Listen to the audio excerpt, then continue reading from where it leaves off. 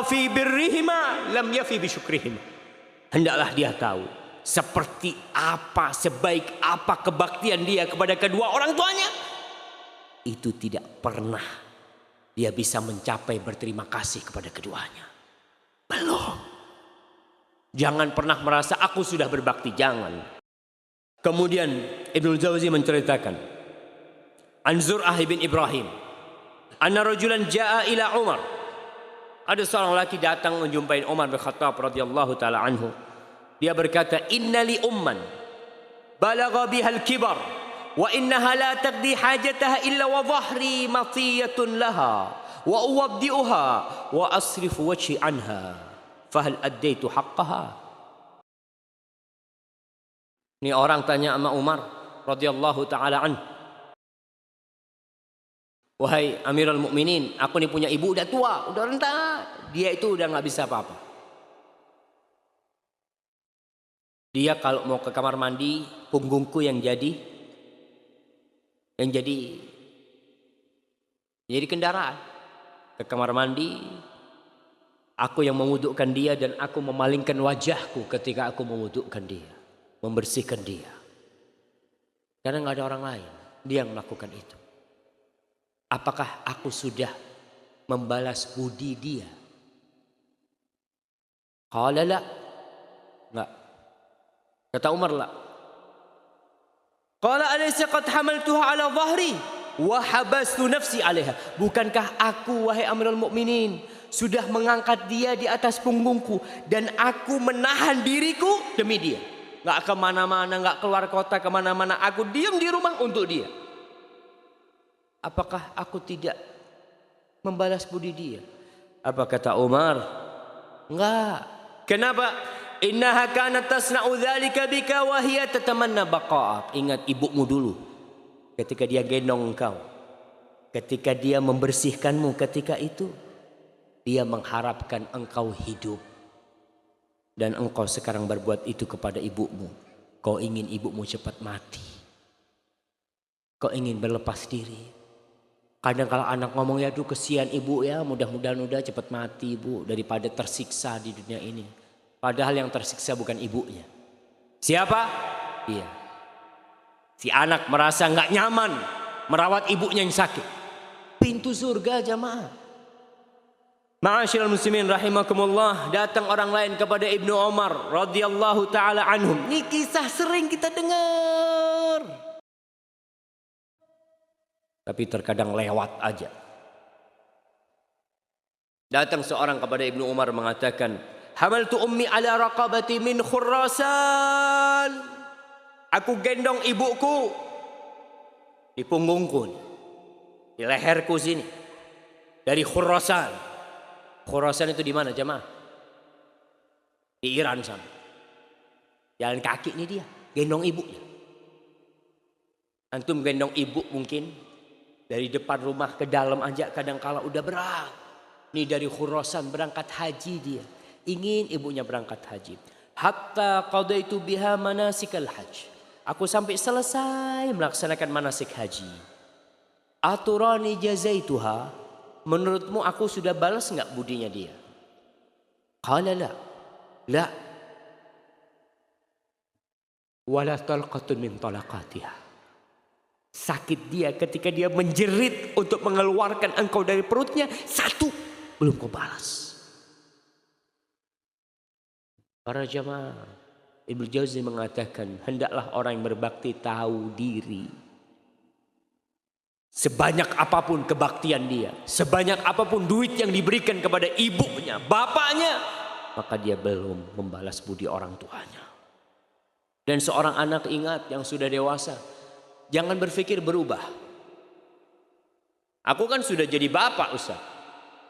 Aku sudah memiliki anak yang dia wajib berbakti kepadaku. Nah, kau jadi bapak buat anakmu. Tapi buat ibumu kau tetap anak. Bos, jenderal, profesor, doktor. Iya, di kampus kau profesor. Di kampus kau doktor. Di markas kau jenderal. Di rumah kau anak buat ibu. Supaya kita sadar pangkat kita yang terhadap ibunda kita. Ma'asyiral muslimin Seperti apa sih cinta ibu kita kepada kita? Sulit untuk digambarkan. Kalau kita membutuhkan jantung dia akan kasihkan. Ada seorang pujangga, seorang penyair yang memberikan gambaran kepada kita tentang bagaimana cintanya seorang ibu kepada anaknya. Supaya kita sadar seorang muslim kalau ibu kita marahnya pun dengan cinta. Dia pukul anaknya dengan cinta. Anaknya mau nyebrang jalan, dia pukul. Kenapa? Karena benci? Tidak. Dia takut buah hatinya tertabrak. Penyair ini mengatakan, anak akan bacakan. Ketika anak baca ini, Masya Allah, betapa sayangnya ibu kita sama kita tuh. Dia mengatakan, aghram ru'un yawman ghulaman jahilan binuqudihi kayma yuhiqa bihi ad-darar. قال ائتني بفؤاد أمك يا فتى ولك الجواهر والدراهم والدرر فأتى فأغرز خنجرا في قلبها والقلب أخرجه وعاد على الأثر لكنه من فرط سرعته هوى فتدهرج القلب المعفر بالأثر ناداه قلب الأم وهو معفر ولدي حبيبي هل أصابك من ضرر فكأن هذا الصوت رغم حنوه غضب السماء على الغلام قد انهمر فارتد نحو القلب يغسل بما فاضت به عيناه من سيل العبر ويقول يا قلب انتقم مني ولا تغفر فإن جريمتي لا تغتفر فاستل خنجره ليطعن قلبه طعنا فيبقى عبرة لمن اعتبر ناداه قلب الأم كف يدا ولا تطعن فؤاد مرتين على الأثر. Dia bercerita, ada seorang lelaki yang membodoh-bodohin anak muda. Dia katakan, ente sini. Ente anak kasih fulus. Anak kasih permata, berlian. Dia ingin membodoh-bodohin anak ini.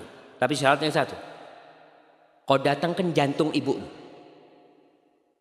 Ada anak-anak muda kalau sudah kena narkoba, kena apa, dikasih duit, berangkat tuh. Fa'ata, dia datang, dia jumpain ibundanya. Lalu dia tusuk ibunya. Dan dia keluarkan jantung ibundanya. Untuk ditukar dengan emas-emasan. Ditukar dengan perlian dan mutiara. Lalu dia cepat bawa tuh jantung. Dalam perjalanan, karena terburu-buru, dia tersandung. Ketika tersandung jantung itu menggelinding. Kemudian jantungnya bercampur dengan debu. Dalam kondisi jantung itu menggelinding. Nadahu qalbul Jantung itu memanggil anaknya. Wahai Ananda, wahai Anandaku, kau gak apa-apa anakku. Kau gak apa-apa kesandung anakku, kata dia. Suara itu yang penuh dengan kelembutan. Tetap seakan-akan suara itu adalah murka Allah Jalla Jalla kepada anak. Maka dia ambil tuh jantung ibundanya. Dia cuci dengan air mata yang menetes dan mengalir dari matanya. Lalu dia mengatakan, wahai jantung ibundaku, kau balas dendam atas kesalahan anakku ini. Kesalahanku tidak mungkin bisa diampuni. Maka dia ambil pisau yang dia gunakan untuk menusuk ibundanya. Dia hendak menusuk dirinya sendiri. Lalu jantung itu mengatakan, kufayatan, jangan anakku. Jangan kau bunuh aku 2 kali. Wahai anakku. Jangan. Ibunda kita siap berkorban apa saja demi kita. Kita ini udah gede, udah besar, keluar kota. Ibu tuh masih tanya, nak, kau sampai mana nak? Gimana kondisimu nak? Tapi tatkala kita sudah besar, kita jarang telepon sama ibu kita. Kecuali kalau kita ada perlunya baru telepon ibu kita.